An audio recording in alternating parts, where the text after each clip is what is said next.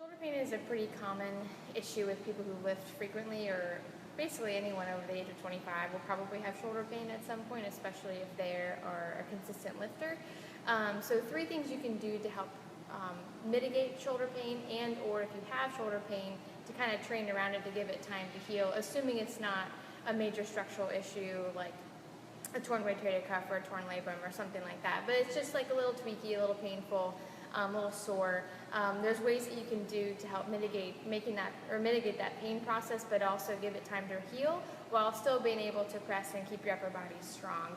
So the first thing to do is, if you're bench pressing, to step away from the barbell for a couple of weeks. I know, it's hard to step away from a barbell, but the barbell, the way that you're holding it, your fists are here, so that actually closes the shoulder space quite a bit, and so that can lead to more things getting pinched, especially if you have inflammation in your shoulder.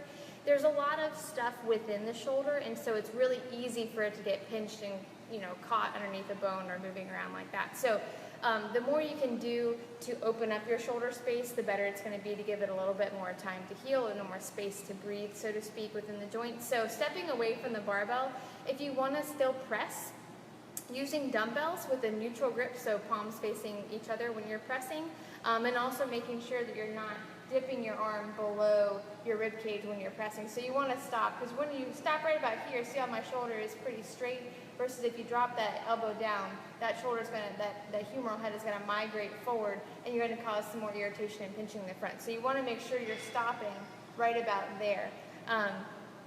So step away from the barbell, and if you want to still press, use a neutral grip when you do dumbbells, or if you're really fancy and you have a Swiss bar, which allows for a neutral grip on a bench press, so to speak, you can use one of those. Second thing you can do is do more closed chain exercises versus open chain exercises, especially for your upper body.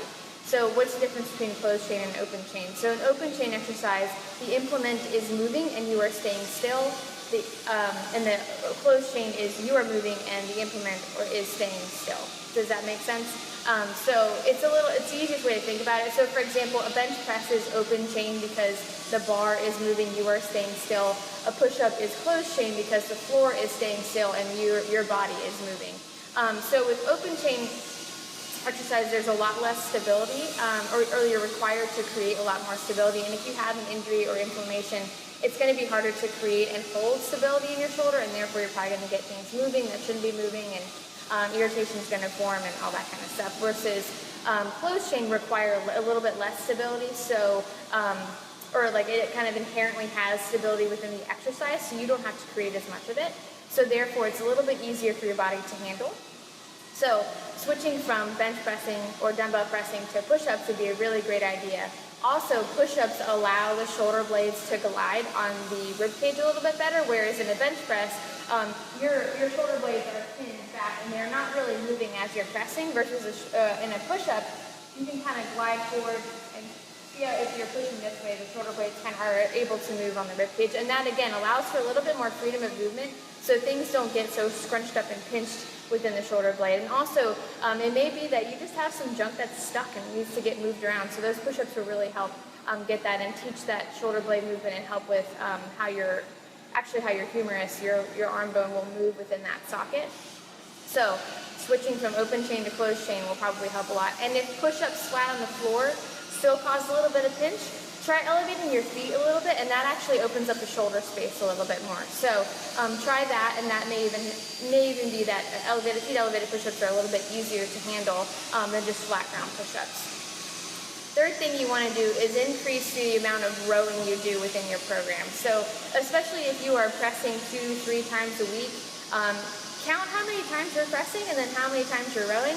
And really, you want to have, ideally, a 2-to-1 ratio of rowing to pressing in order to help maintain the balance, because we are a very pushing-friendly people. We like to push things. We don't like to pull things very much. So automatically in our day, we're a lot more prone to push things and to sit like this. And so all this stuff gets tight, which causes like pinching and inflammation within the shoulder. However, if you're rowing, that's going to get you a lot more here, get you a lot more open, and then also all the muscles in the back are going to be there to help pull you back. So when you are actually pressing, you're able to hold a more open shoulder position in that sense. So increase your rowing quite a bit, especially if you have shoulder pain. pain, you probably want to have a more 3-to-1 ratio of rowing to pressing. You know, maybe just do 1 or 2 row exercises every day that you train, even if you're not doing upper body that day, or you're not planning on doing your back at all. Add a couple rowing exercises. They don't have to be hard, just a couple of sets. And then that'll just help over time build up the volume and build up the muscles in the back to help keep your shoulder blades where they need to be when you're pressing, and also help keep you in a better posture during the day so that you're not sitting like this and just feeding into that dysfunction in your shoulder. So 3 things to do: step away from the barbell, and if you still want to press, use dumbbells with a neutral grip. Move to closed chain exercises, so things like push-ups would be really great, and increase the rate of the volume of rowing throughout your week. And you should hopefully in a couple of weeks, feel your shoulder pain go away, and then maintain, just try to stay away from what caused the pain to begin with. But so those 3 things should help give your shoulder time to rest while still being able to train, so you're not out for the, down for the count.